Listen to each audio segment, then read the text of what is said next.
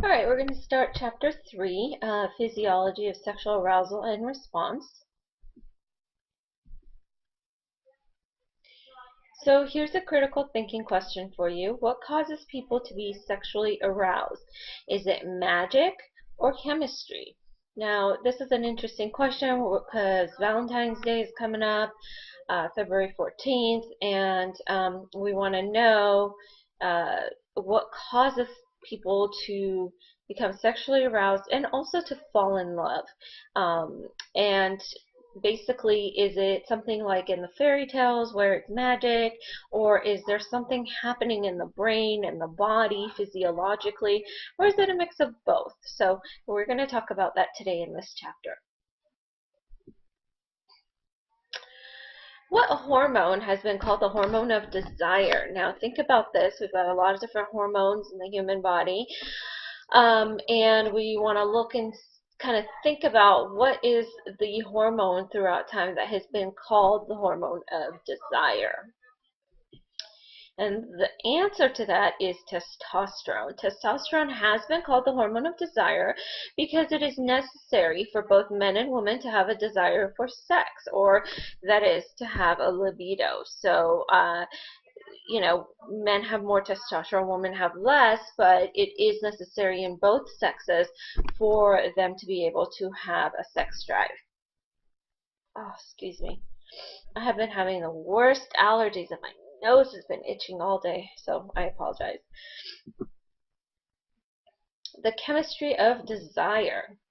Let's talk about some of the other chemicals that are taken into account when it comes to desire other than the hormone testosterone. One of them is dopamine. This is probably the most important neurotransmitter involved in desire. Dopamine producing hormones in the central part of the brain color one's perception of the external world. And essentially this is a little bit like adrenaline. When there is an adrenaline rush, we feel excited, we feel happy, and same thing with dopamine. It is also a neurotransmitter that's involved in desire. So as you can see here in the part of the brain, you've got different areas here, and the hypothalamus, the midbrain, the pons, the pituitary gland, and the pituitary gland is really central, is the master gland in releasing all of these different hormones that regulate desire. Nitric oxide is next, and we kind of talked about nitric oxide when it comes to male erection. And when one is aroused, cells in the genital area release this chemical, which causes blood vessels to dilate and increases the flow of the blood. And estrogen. Again, males have estrogen also, but females have more of it than men do. Men have a smaller amount. And this is produced in the ovaries and the brain. And estrogen regulates ovulation. And again, testosterone. Small quantities of this are made in the brain, but most of it is produced in the testes and ovaries. Again, our hormone of desire.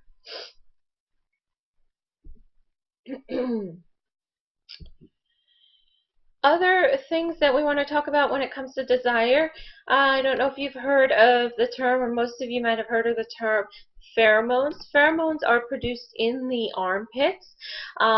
They are believed to carry sexually stimulating signals that can be picked up unconsciously by others. And they're not yet isolated in human beings, but they have been isolated in some animals. So they are seen to be something that that other people can pick up from you. So it is said that it plays a role in attraction. So if you're attracted to someone across the room, or if you're attracted to somebody, people do say that, oh, it's because of the pheromones that you are releasing. And again, they're not yet isolated in humans, but they have been isolated in some animals. So they are believed to exist. Oxytocin is also released by the pituitary gland. Again, our pituitary gland is our master gland. It is also released by the ovaries and testes. It has a variety of different functions. It's a very important uh, gland, or excuse me, hormone, and it helps activate milk production during pregnancy and after pregnancy, uterine contractions during childbirth. So oxytocin levels rise when a woman is in labor, and pelvic shudders in orgasm. So it does play a part in the orgasmic phase for women. It also contributes to the feelings that bond parents to their children. Epinephrine and norepinephrine, these are also found in the adrenal glands. They play an important role in facilitating arousal and orgasms. Natural adrenaline causes the heart to beat faster and blood pressure to rise, and so epinephrine and norepinephrine play a similar role in that they are released by the adrenal glands, and they facilitate that arousal and sexual excitement that leads ultimately to orgasm. All right, here's another critical thinking question for you. We went through all the chemistry, lots of exciting stuff, right? Very romantic for Valentine's Day. Just kidding. But you know, now you know some of the science behind sexual stimulation and attraction. Now, aside from all of the science and the chemistry and the hormones and whatnot that are interplay, is there something else to this still? Is there that whole concept of magic and something that can't be explained completely by just chemistry and just science? And I think most of us romantics would like to believe that there is, you know, that there is this person that's your soulmate and you're attracted to them and you're meant to be together, you know, and we all see it. We've grown up with the fairy tales, the magic. So what else is there in play, if there is anything? Well, I'll let you ponder that question, previous question. There could be a variety of different views on it, but before we really talk about the emotional response, which we will talk about more in the next chapter, I want to mention the Masters and Johnson's sexual response. Now, for one of your discussions, you did look at that video or watch the video about Masters and Johnson, which went through the human sexual response. We are going to go through it in a little bit more detail in this chapter, so that you are familiar with their work. Masters and Johnson had a four-phase model of sexual response. Again, this was the very first study to study human sexuality and sexual response using live subjects. And it was the first study to actually look at the female orgasm and the male orgasm. Masters and Johnson found that there were four phases to the orgasm, male-female orgasm. And these phases included excitement, plateau, orgasm, and resolution. We're going to talk about each phase. Okay. The physical manifestations of sexual arousal involve a complete interaction of thoughts and feelings, so definitely your mind, sensory perceptions, what you're feeling, what you are touching as far as physically, neural responses and hormonal reactions that we just mentioned, occurring in many parts of the body. So it's all together. For both males and females, physiological changes during sexual excitement depend on two processes. One is vasocongestion, which is the concentration of blood in body tissues, and we talked about this with the concentration of blood in the corpus cavernosa, corpus spongiosum in males. The concentration and myotonia, which is increased muscle tension with approaching orgasm.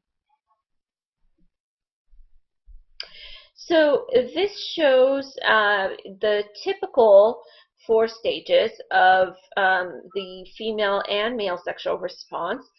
and we'll look at each individually. Vasocongestion and increased muscle tension are physiological responses to sexual stimulation. The phases of sexual response include, again, sexual excitement, which you can see in this chart. You've got plateau, orgasm, and resolution. We're going to go through each of these.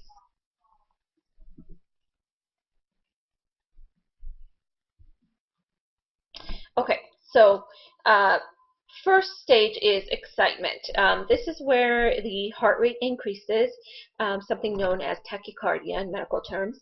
There is muscle tension, there's sex flush, and a sex flush is really, it doesn't occur in everybody, but because due to sexual stimulation, whatever that might be, it is the rushing of blood to the face, the chest area, and the breast area. So these are all contributing to a flush, a sex flush, and vasocongestion, as we talked about. Plateau is where the sex flush spreads. So it is this noticeable redness, pink in the skin, again because of the blood rush, and there's further muscle tension. And orgasm is where there is explosive discharge of neuromuscular tension. Muscle contraction in penis, vagina, and anus are about 0.8 seconds apart. And resolution. This is the refractory period for males. Now, what is refractory period? This is thought to be a period where men cannot achieve erection. So for some men it may occur half an hour to an hour to more between periods of intercourse, and it depends on a lot of factors. The refractory period can depend on age, it could depend on health, it could depend on mental health, so it does depend on a lot of factors. Do women have refractory periods? Right now it is thought that they don't, but some people are saying yes, they do. So I guess it varies on opinion, but males do have a refractory period, and this is a period of time, again, where they cannot achieve erection after sexual intercourse. Now, if orgasm does not occur, there is more than an hour of chronic pelvic congestion. In men, the primary source of discomfort when arousal is not followed by ejaculation is due to vasocongestive pressure. So again, this blood rushing to the cells and not being released in the penis and testicles and surrounding areas as a whole. So this also, I believe, is called, in layman's terms, blue balls. And these are the 4 stages of sexual response. Hope I didn't bore you. I think it might be the first time maybe that someone's bored you when talking about sex. Just kidding. Okay, so 4 stages. Moving on. Masters and Johnson's 4 stage. So here we have basically different stages when it comes to the male orgasm and the female orgasm. So what you want to look at is there's 3 different kinds of scenarios, I guess you can say, for females, and then 2 for males. On the left hand side, when we're looking at the male stages, we look at the excitement, the plateau, orgasm, and then there is that refractory period. Okay, if sexual intercourse does occur, again, depending on how long the refractory period is, you go through the same kind of stages. Females can have 3 different kinds of sexual response stages. So if you look at the ABC, when it comes to excitement, you've got 3 different ways that excitement can occur. First, on A and B, they're kind of similar. C, it's sort of in high peaks, right? When it comes to the plateau, there are kind of, when you look at the first and second model, which are the two burgundy and the red, there is this plateau and then orgasm. Okay, and so then there's resolution. But when you look at part C, I'm sorry, when you look at B, which is the blue line, you see there are a bunch of mini orgasms and then resolution. So essentially, there are a few different ways that these stages, these 4 stages, can play out. It doesn't mean that with every sexual intercourse, each woman is going to experience the same stage all the time. Depends a lot on, the mood, health status, a lot of different things that come into play when it comes to what stage a person will experience. Okay. Let's talk a little bit about myths. We're going to talk about myths about female sexuality and then myths about male sexuality. And again, you might want to think to yourself also, what are some things that I've heard that have been myths? Myth, women's sexual feelings are not as strong as men's. So we might think, okay, well, women have lower testosterone levels. Socially, throughout time, they've been seen as the less aggressive sex when it comes to sexual intercourse. So this is a myth, though, actually.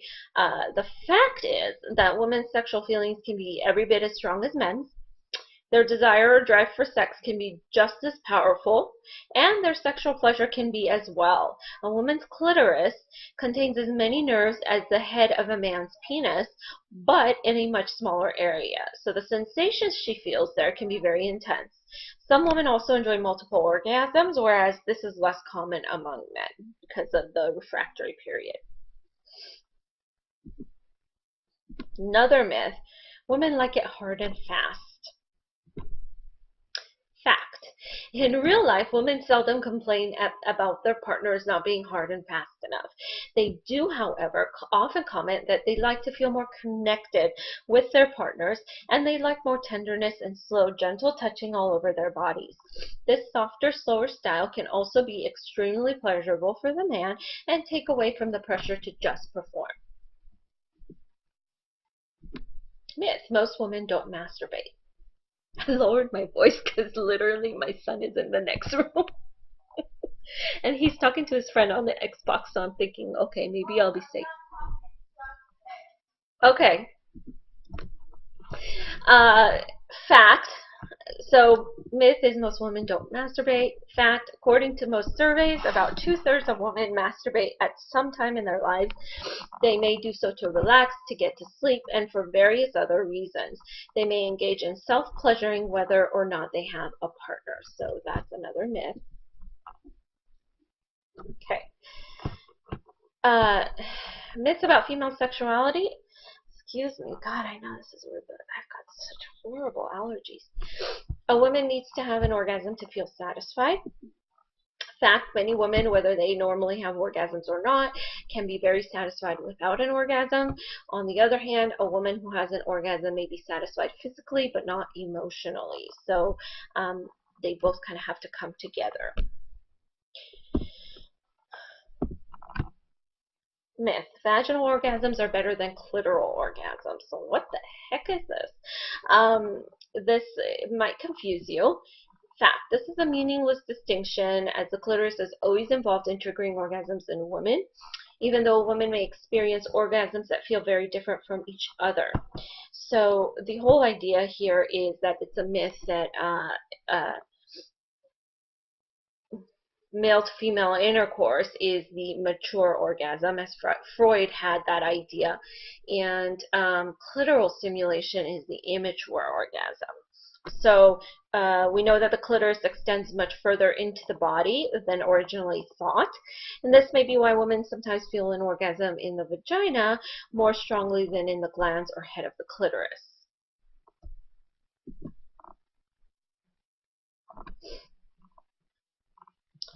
Alright, so let's talk a little bit about the history of the clitoris.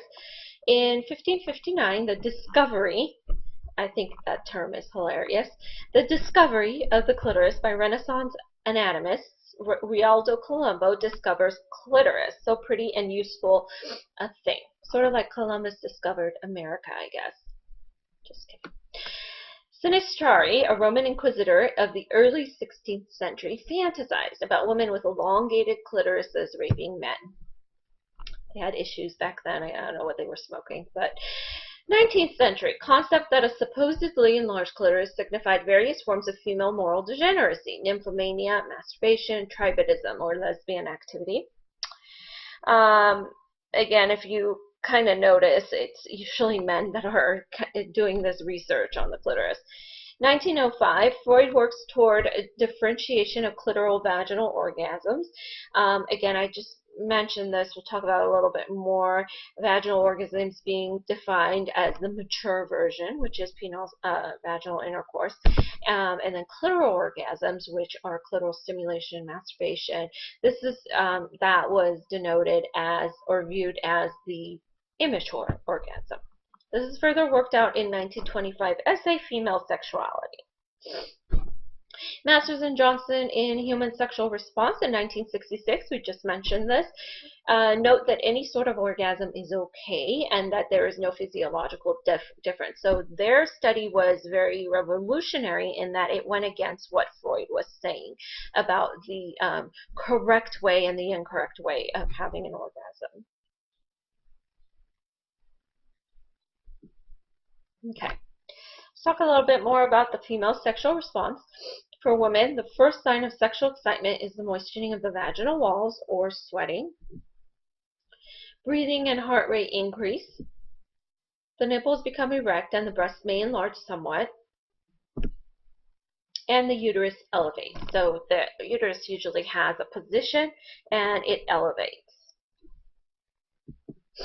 The clitoris retracts beneath the clitoral hood, and you can refer back to the picture of the anatomy to see where the clitoris is and where the clitoral hood is. Continued stimulation brings orgasm, rhythmic contractions of the vagina, uterus, and pelvic muscles, accompanied by very pleasurable sensations.